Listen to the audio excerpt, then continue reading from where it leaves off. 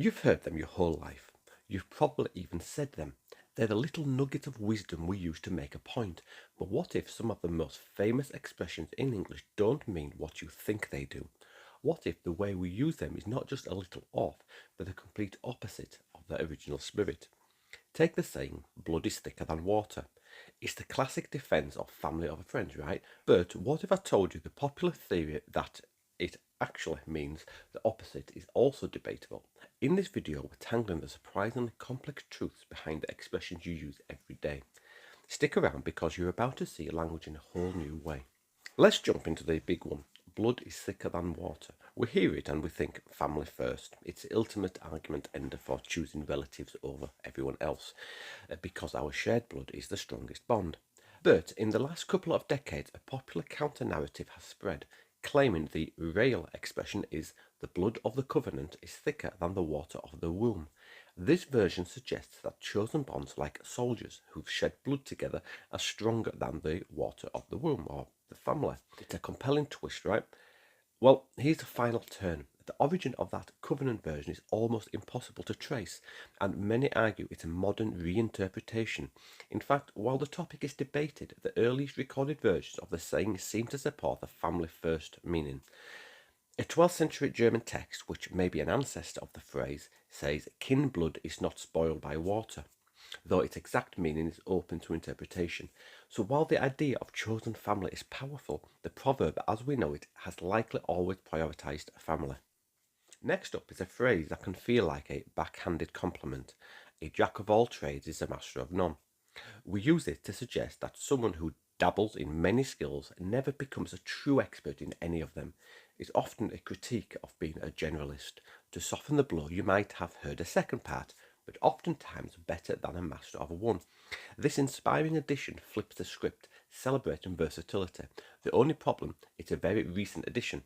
Historical records show jack of all trades started appearing around the 17th century, simply describing a person with many skills.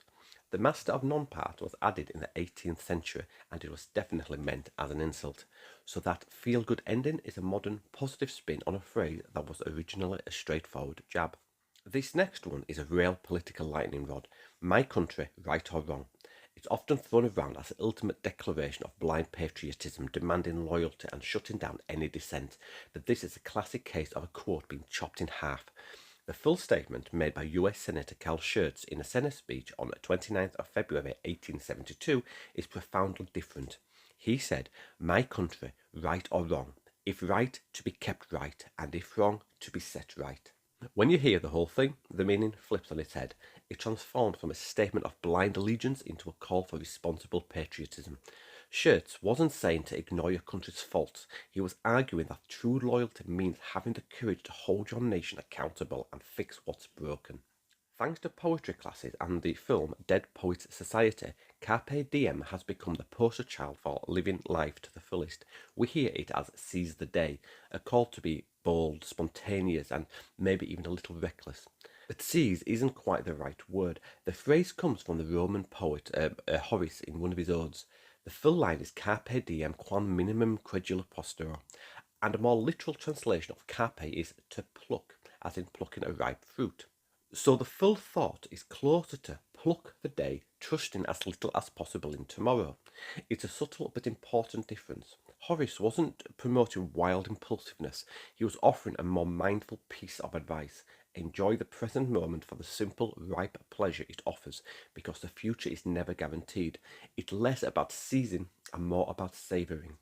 Let's talk about a phrase that often gets hilariously mangled. When you want to stop a problem before it gets bigger, you nip it in the bud. The phrase comes from gardening and dates back to the early 1600s. The idea is simple. If you pinch off a flower's bud, you stop it from blooming. A version appeared in a 1607 play by Beaumont and Fletcher, The Woman Hater, which reads nip a passion you in the bud. But a surprisingly common mistake is to say nip it in the butt. While it creates a funny mental image, this acorn, a phrase that sounds similar but is incorrect, has nothing to do with the original meaning. It has always been about horticulture, not, well, giving something a playful pinch from behind. Here's an expression used to warn someone not to be too nosy.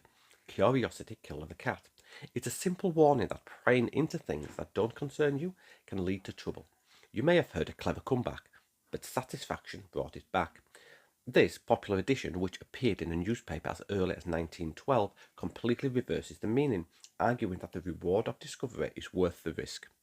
But the story has one more twist. The original version of the proverb had nothing to do with curiosity at all.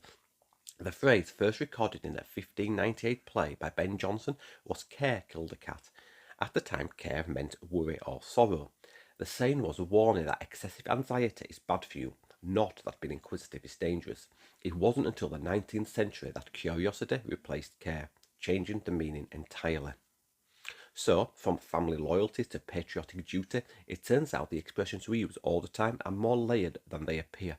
Language is always changing, and over the years, meanings can get shortened, twisted, or completely reinvented. Which of these surprised you the most? Or is there another saying you hear people getting wrong all the time? Let me know in the comments. And if you enjoyed figuring out these hidden meanings, don't forget to like and subscribe for more secrets hidden in our language. And I will see you in the next one. Bye for now.